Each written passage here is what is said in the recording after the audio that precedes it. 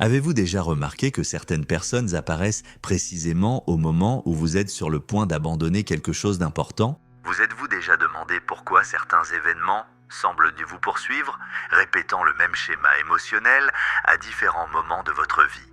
Et pourquoi certaines coïncidences provoquent-elles un malaise si étrange, comme si elles tentaient de vous dire quelque chose que vous n'êtes pas encore capable de comprendre? Carl Jung a écrit un jour: la synchronicité révèle la présence simultanée de deux facteurs. Une image inconsciente parvient à la conscience de manière directe ou indirecte. Mais cette affirmation a quelque chose de troublant, car elle suggère que tout ce qui se produit autour de vous ne peut pas être expliqué uniquement par la relation de cause à effet. Peut-être que la rencontre qui a changé votre vie n'était pas simplement une rencontre. Peut-être que cette conversation inattendue est arrivée exactement au moment où une partie de vous était prête à l'entendre. Peut-être que le problème n'a jamais été l'absence de signes.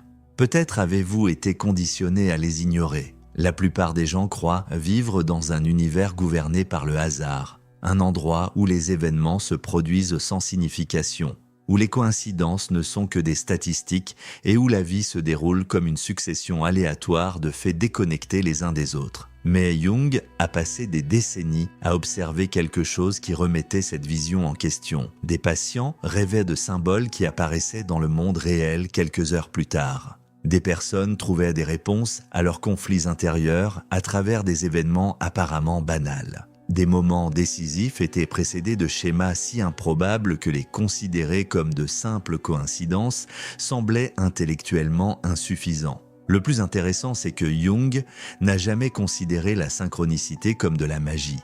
Il la voyait comme une fissure, une petite brèche dans tout ce que nous croyons savoir de la réalité. Et c'est peut-être précisément pour cette raison que ce sujet continue de susciter à la fois fascination et inconfort aujourd'hui encore. Car accepter la possibilité que certaines coïncidences soient porteuses de sens exige quelque chose que la plupart des gens évitent de faire. Observer leur propre vie avec attention, non pas pour y trouver des réponses mystiques, mais pour réaliser combien de messages émotionnels se cachent dans les événements que nous appelons le hasard. Et c'est ici que la question devient inévitable. Et si les événements qui ont le plus marqué votre vie n'avaient jamais été aléatoires ?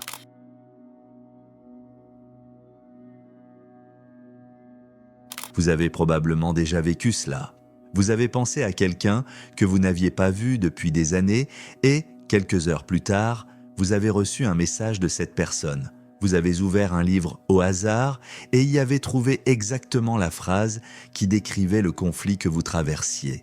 Vous avez entendu une conversation entre inconnus qui semblait répondre à une question que vous n'aviez jamais osé poser à voix haute. Et même en ressentant ce curieux frisson de reconnaissance, vous avez fait ce que presque tout le monde fait. Vous l'avez ignoré, non pas parce que les preuves émotionnelles manquaient, mais parce que vous avez été conditionné à le faire. La vérité inconfortable est que la plupart des gens n'ont pas appris à observer leur propre expérience.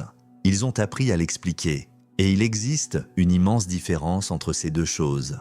Observer exige de la présence.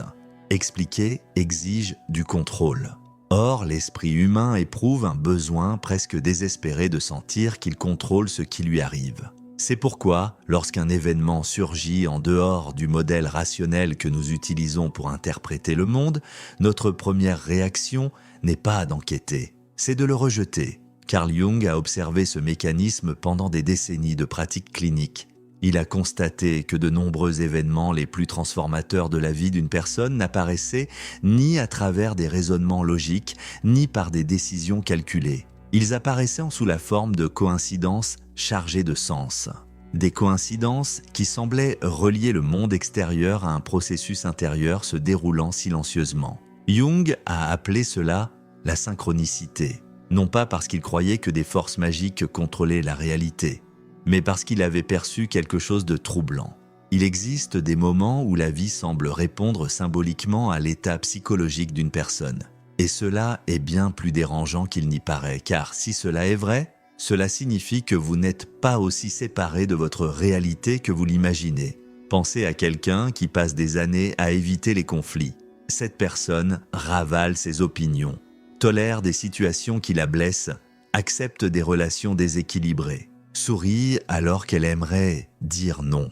Avec le temps, quelque chose de curieux commence à se produire. Elle rencontre sans cesse des personnes autoritaires, des supérieurs abusifs, des partenaires émotionnellement envahissants, des amis qui exigent davantage qu'ils ne donnent. À première vue, tout cela semble être de la malchance. Mais Jung poserait une autre question.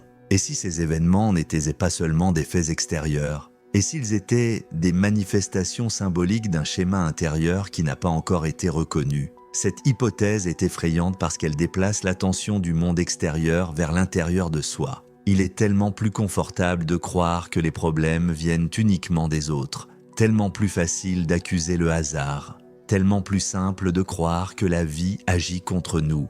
Mais la synchronicité suggère une autre possibilité. Peut-être que la réalité révèle constamment ce que notre conscience refuse de voir. Peut-être que chaque répétition a une fonction, peut-être que chaque schéma tente de montrer quelque chose qui demeure caché. Dostoïevski écrivait que l'être humain possède une étrange capacité à fuir la vérité même lorsqu'elle se trouve juste devant ses yeux.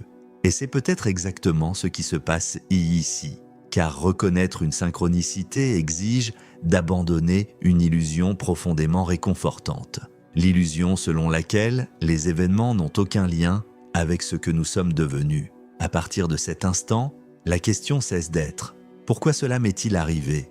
et devient « Qu'y a-t-il en moi qui continue de rencontrer cette même histoire sous des visages différents ?» C'est à ce moment-là que la coïncidence cesse de sembler être le fruit du hasard et commence à se transformer en miroir.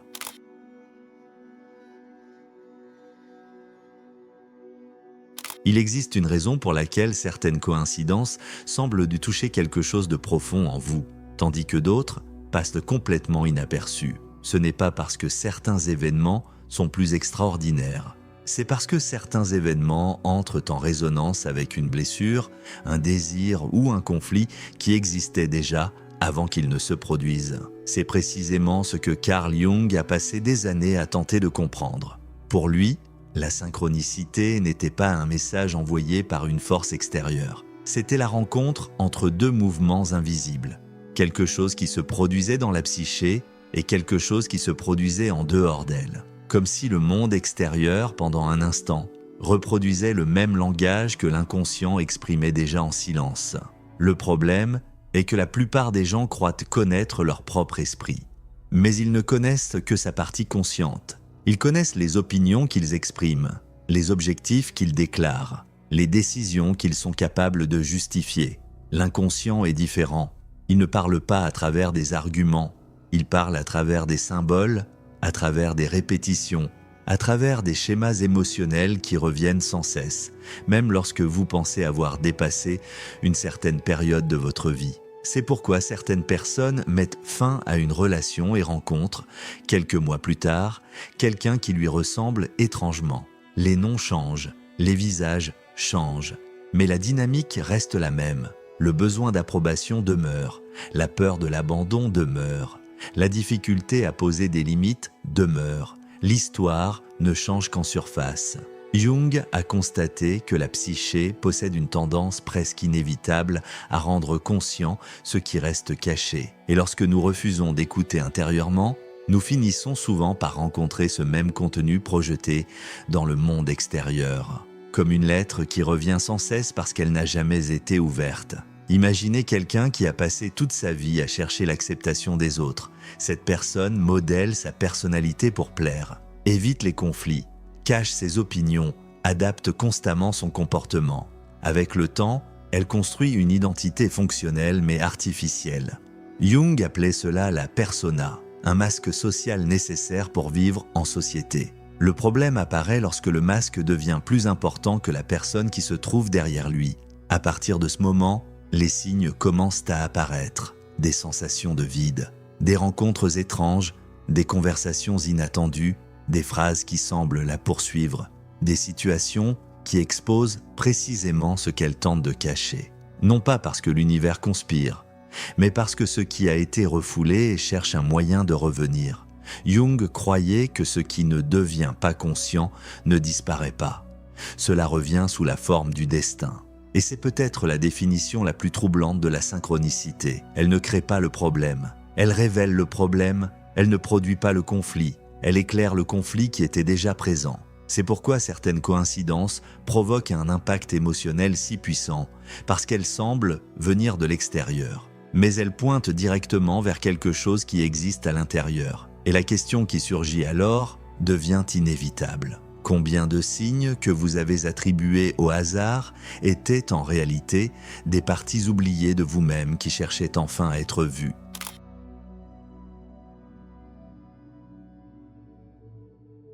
Il existe un moment étrange dans la vie de certaines personnes. Un moment où les événements cessent de sembler complètement aléatoires. Non pas parce qu'elles ont trouvé une explication définitive à tout, mais parce qu'elles commencent à remarquer quelque chose qui leur échappait auparavant. Les schémas, la répétition silencieuse des mêmes thèmes, les mêmes conflits apparaissant dans des contextes différents, les mêmes émotions revenant à travers des personnes différentes, les mêmes choix produisant des conséquences similaires. C'est à ce moment-là que la réalité semble commencer à répondre, mais pas de la manière mystique que beaucoup imaginent. La réponse ne vient pas sous forme de voix mystérieuse, ni à travers des signes spectaculaires. Elle surgit à travers les répétitions. Et chaque répétition porte une question. Qu'est-ce qui n'a pas encore été compris? Pensez à quelqu'un qui passe des années à chercher de la reconnaissance. Cette personne travaille plus que tout le monde. Elle essaie de plaire. Elle recherche l'approbation. Elle a besoin d'être vue. À l'extérieur, elle paraît déterminée. À l'intérieur, il existe un besoin constant de validation. Avec le temps, quelque chose commence à se produire. Elle entre dans des environnements où elle ne se sent jamais à la hauteur. Elle attire des relations dans lesquelles elle doit constamment prouver sa valeur. Elle côtoie des personnes qui reconnaissent rarement ses efforts. Et alors apparaît l'interprétation la plus courante: « Ma vie est injuste ». Mais il existe une autre possibilité. Peut-être que la réalité ne fait que reproduire à l'extérieur un jugement qui existe déjà à l'intérieur. Peut-être que personne n'exige autant d'elle qu'elle ne l'exige d'elle-même. Peut-être que la critique qu'elle rencontre chez les autres n'est qu'un reflet amplifié de celle qu'elle porte en elle. C'est ici que la synchronicité devient inconfortable, parce qu'elle déplace l'attention de l'événement vers sa signification. L'événement cesse d'être le centre de l'analyse. Le schéma devient le centre. Jung a compris que l'inconscient possède une tendance persistante, il cherche à compléter ce que la conscience évite de voir. Lorsqu'une personne ignore un conflit intérieur, ce conflit ne disparaît pas. Il change simplement de forme. Il commence à se manifester à travers des choix répétitifs, à travers des relations similaires, à travers des situations qui semblent différentes en surface, mais qui portent exactement la même structure émotionnelle.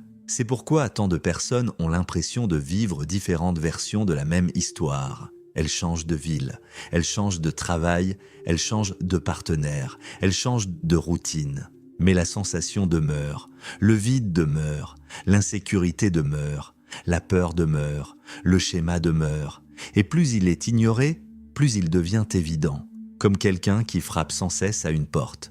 Au début, le bruit est discret, puis il devient insistant, jusqu'à ce qu'il ne puisse plus être ignoré. La plupart des gens croient que le changement survient lorsque nous trouvons des réponses. Mais bien souvent, le changement commence lorsque nous reconnaissons les répétitions, lorsque nous réalisons enfin que le problème n'a jamais résidé uniquement dans les circonstances. Il résidait dans la manière dont nous nous y rapportions, car la réalité possède une caractéristique troublante. Elle montre rarement ce que nous voulons voir, elle montre ce que nous avons besoin de voir. Et c'est précisément à cet instant que tout commence à changer. Lorsque vous cessez de vous demander pourquoi certaines choses continuent de se produire, et que vous commencez à vous demander pourquoi vous continuez à participer à la même histoire. Cette question paraît simple, mais elle a le pouvoir de démanteler des années d'auto-illusion, car à partir de ce moment, la coïncidence cesse d'être un événement curieux.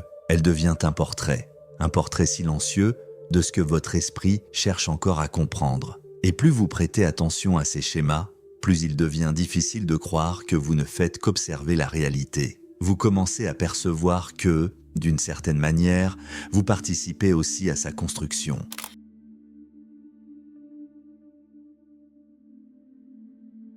La plupart des gens croient qu'ignorer un signe n'a aucune conséquence. Ils pensent qu'il suffit d'avancer, de rester occupé, de se distraire, de changer de sujet. Mais ce qui n'est pas compris disparaît rarement. Cela demeure actif dans les coulisses de l'esprit. influant sur les choix, façonnant les réactions, déterminant des décisions qui semblent conscientes, mais qui sont souvent guidées par des contenus jamais examinés. C'est pourquoi certains problèmes reviennent sans cesse, non pas parce que la vie répète le même chapitre par cruauté, mais parce que la leçon de ce chapitre n'a pas encore été assimilée. Imaginez quelqu'un qui passe des années à ignorer sa propre insatisfaction. Chaque jour, cette personne sent que quelque chose ne va pas. Le travail a perdu son sens. Les relations sont devenues mécaniques. La routine paraît de plus en plus pesante. Mais elle continue. Elle se dit que ce n'est qu'une phase, que tout finira par s'améliorer tout seul, que trop réfléchir ne sert à rien. Puis de petits signes commencent à apparaître. Une sensation constante de vide, une irritation grandissante, une fatigue que le repos ne parvient pas à soulager, une succession d'événements qui semblent tous pointer dans la même direction. Mais elle les ignore. Et lorsque les signes sont ignorés, la vie a tendance à augmenter le volume. Ce qui avait commencé comme un malaise silencieux peut se transformer en crise. Ce qui était apparu comme un simple doute peut devenir un effondrement, car la fonction de l'inconfort n'est pas de vous détruire, elle est d'interrompre un chemin qui n'a plus de sens. Le problème, c'est que beaucoup de personnes ne prêtent attention qu'au moment où la souffrance devient insupportable. Lorsque la relation prend fin, lorsque la santé se dégrade, lorsque la carrière s'effondre, lorsque ce qui semblait stable cesse d'exister. À cet instant apparaît l'impression que tout est arrivé soudainement. Mais cela arrive rarement soudainement. Les signes étaient là, les schémas étaient là, les répétitions étaient là. Ce qui manquait, c'était la volonté de les observer. Il existe une tendance profondément humaine à chercher des explications extérieures à tout. Il est plus confortable de croire que les événements surgissent de nulle part. Plus confortable de croire que nous ne sommes que des victimes des circonstances. Car assumer la responsabilité de sa propre perception demande du courage. Cela exige de reconnaître que de nombreuses réponses étaient déjà présentes avant même que les questions ne soient de formuler. C'est précisément pour cette raison que la synchronicité est importante. Non pas parce qu'elle prédit l'avenir, non pas parce qu'elle offre des garanties, mais parce qu'elle révèle ce que la conscience s'obstine à laisser de côté. Elle agit comme un avertissement, un miroir, une occasion de percevoir la direction que prend votre vie avant que cette direction ne se transforme en destin. Et peut-être que la plus grande erreur n'est pas d'ignorer une coïncidence particulière. Peut-être que la plus grande erreur consiste à ignorer le schéma qu'elle révèle. Car au final, les événements les plus importants n'entrent pas toujours dans votre vie pour vous montrer quelque chose sur le monde. Très souvent, ils apparaissent pour vous révéler quelque chose sur vous-même. Et la question la plus difficile n'est pas de savoir si les signes existent. La question la plus difficile est de savoir combien d'entre eux vous avez rejetés au fil des années simplement parce que la vérité qu'ils portaient était trop inconfortable pour être affrontée. Peut-être que la réalité vous parle depuis bien plus longtemps que vous ne l'imaginez. La question est, l'écoutez-vous vraiment ?